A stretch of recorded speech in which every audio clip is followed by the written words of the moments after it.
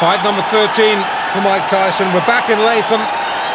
It's the same Mike Tyson. It is not the same camp. This is his second fight since the tragic death of Customato on the 4th of November. This is the 22nd. And we're against an opponent who just might be the one to test him. In all Tyson's early fights, well, in his latter fights anyway, I've said that we really need to see a better class of opponent. And I think we might have got that tonight in the shape of Conroy Nelson, who's been in with some good fighters. Conroy Nelson, Canadian, ranked number 2 in the Canadian heavyweight scene. As I said, he's been in with some good fighters. He's fought Razor Ruddock. He lost on a disqualification to Razor Ruddock. No, I lie. He went the distance with Razor Ruddock, 10 rounds. He lost his next fight in London. I should know that. I saw it. Disqualification against Noel Corliss, the Liverpool boy, in 7 rounds in Bloomsbury. But he's been in, as I say, with some decent opposition. He's fought for the Canadian title against Trevor Berbick. Berbick stiffed him in 2. Berbick is a world-class fighter. So if anybody is going to test Mike Tyson, Conroy Nelson is just the right sort of opponent at this stage of his career. The cornerman you might have seen wearing the ring jacket of former world light heavyweight champion Matthew Saad Mohammed from a few years back. Tyson just looks awesome, doesn't he? This, as I say, fight number 13 of the previous 12. 9 have been won inside a round. In fact, I was there when he was stretched by Don Halpin, 4 rounds in his 3rd fight. So here we go then, round 1. Both boys in white.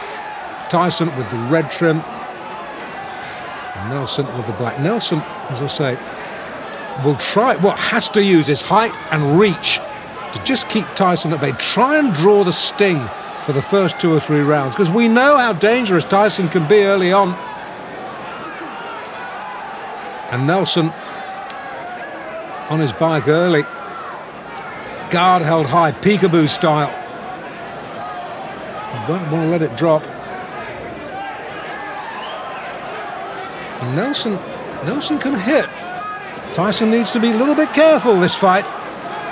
He's been able to get away with liberties in 1 or 2 of his early fights because he has known his opponents cannot hurt him. This is not the case in this fight. If Nelson gets an opening, Nelson can bing one in. Touchdown briefly there, thanks to body shots. The right knee just clipped the canvas. Oh, he's shaky. He's so shaky, and we're only in round 1. And this is a good fighter. I can hardly believe what I'm seeing. Sit down, please, sir. Thank you. This is the trouble when we're crammed in alongside spectators at ringside. Somebody gets excited and stands up in front of the camera. We can't see. More importantly, you can't see. Tyson can see. Tyson likes what he's seeing.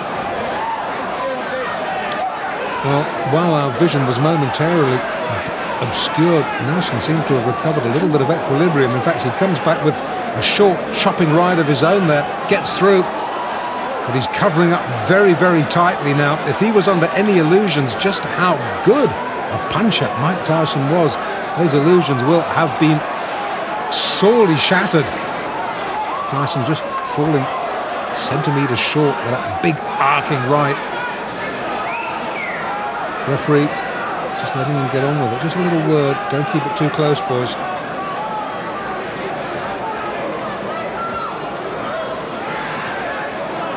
Well, Nelson,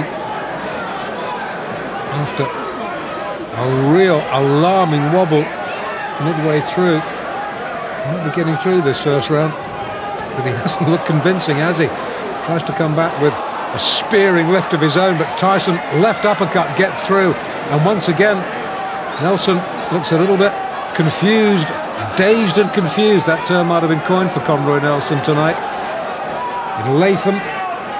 Hard to think that Tyson, I watched his pro debut, 6th of March, it's what, 22nd of November now. Boy, is he coming on, and boy, is he making an impact in the heavyweight division. Nelson hurt, needs a breather. I think that punch might have been a little bit low. The referee allowing Nelson just a moment or 2 to recover himself. Gets clipped with a left on the belt. And somehow, well, the ref comes over, says, just keep your punches up. Kevin Rooney tries to wave him off. The referee says, I'm in charge here.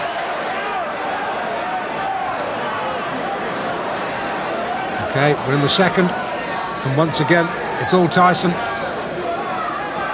And Nelson, who was in deep trouble, is in deeper trouble as the left hook, which is fast becoming a Tyson trademark, sends him down.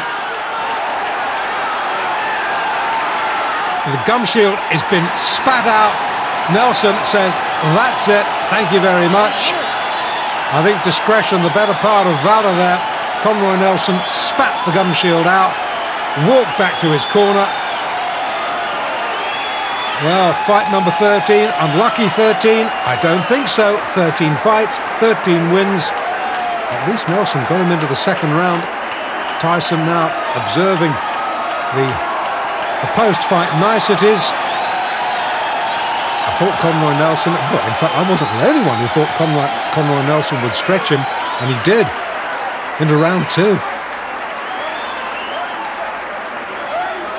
Took Tyson all of 3 minutes and 30 seconds to dispose of the second-ranked Canadian heavyweight, Conroy Nelson. Now, the only reason Conroy didn't get himself a one-way ticket to Palookasville in the first round is that he spent most of his time covering up, while Tyson delivered one wicked body shot after another. I mean, you could hear those punches clear out to the parking lot. I couldn't figure out whether Nelson was there to fight or to give a lesson in survival tactics. Anyway, Tyson finally got to him in the second, setting him up with a sweet overhand right, then taking him out with a vicious left hand. Referee counted him out at 30 seconds of the round.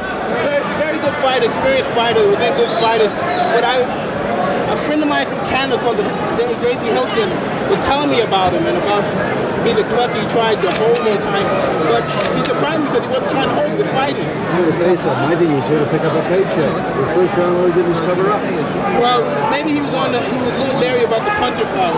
But again, that's you saying because you're not fighting. He took some good shots, but anybody else, they would have quit. Yeah, that right-left was devastating. Thank you very much, sir. So now Mike Tyson is 13-0, all of his victories coming by knockout, and no bout has gone past the 4th round. So you got to wonder, when's the KO kid going to move up in class?